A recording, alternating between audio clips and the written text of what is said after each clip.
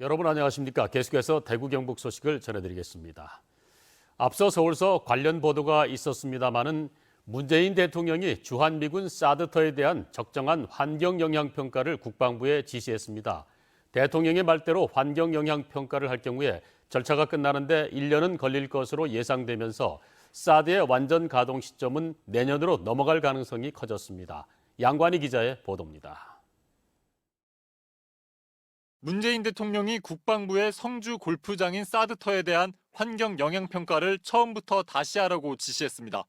국방부가 그동안 사드터에서 진행해온 소규모 환경 영향 평가를 법령 회피 시도로 간주했기 때문입니다. 국민 모두가 수긍할 수 있는 절차적 정당성을 획득할 수 있도록 하기 위해 국방부에 법령에 따른 적정한 환경 영향 평가 절차를 진행하라고 말했습니다. 규모가 크고 절차도 복잡한 평가인 전략 환경 영향 평가가 이뤄질 가능성이 커졌습니다. 국방부도 성주 골프장에 대한 환경 영향 평가를 원점에서 새로 하는 방안을 검토 중인 것으로 알려지고 있습니다. 이렇게 되면 환경 영향 평가 절차가 끝나는데 1년은 걸릴 것으로 예상되면서 한미 군당국이 목표로 삼은 올해 사드의 완전 가동 시점은 내년으로 넘어가게 됩니다. 이에 대해 사드 배치 반대 단체들은 정부의 방침을 지켜보겠다는 조심스러운 반응을 보이고 있습니다. 절차는 절차대로 밟아가더라도 배치 과정에 이런 문제들 이런 것들을 다 짚어서 이걸 계기로 해서 사드를 철회하는 그런 결정이 내려지기를 바라고 있습니다. 사드 배치 결정 1년을 한 달가량 앞두고 문재인 정부의 절차적 투명성 강화 조치로 국방부의 속전속결 추진이 사실상 무산되면서 사드 배치를 둘러싼 갈등이 새로운 국면을 맞고 있습니다. MBC 뉴스 양관입니다.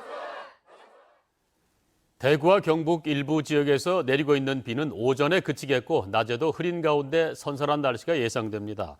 현재 봉화와 성주, 청도 등 일부 지역에서 내리고 있는 비는 오전에 그치겠고 예상 강수량은 5mm 미만입니다. 낮에는 대구 27도를 비롯해 22도에서 28도로 평년보다 낮겠습니다. 국립영천호국원은 호국보훈의 달을 맞아 이달 말까지 충녕당 제2관 호국영웅홀에서 6.25 전쟁 참전 프랑스 대대 특별 사진전을 개최합니다.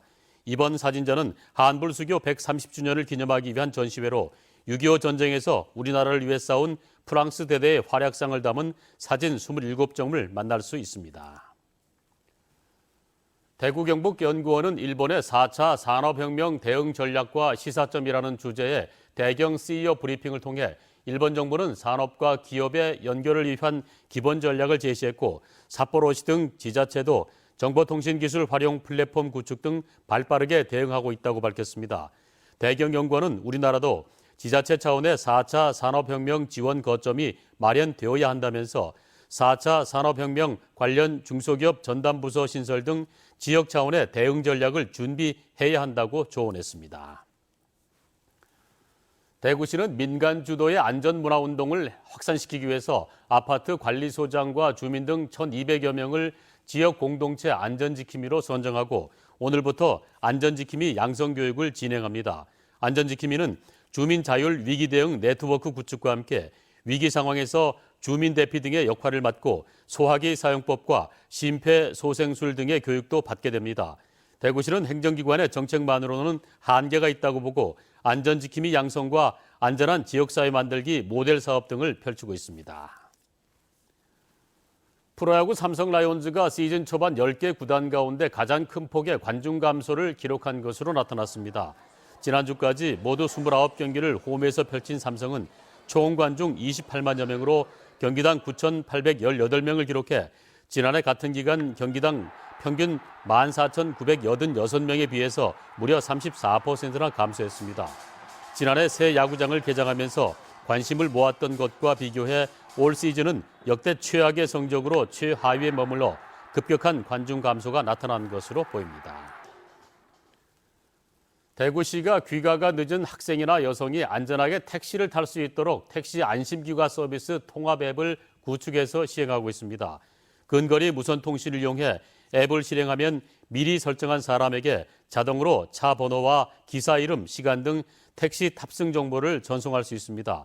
대구시는 택시 안심기가 앱으로 범죄 예방뿐만 아니라 분실물도 쉽게 찾을 수 있다고 설명했습니다.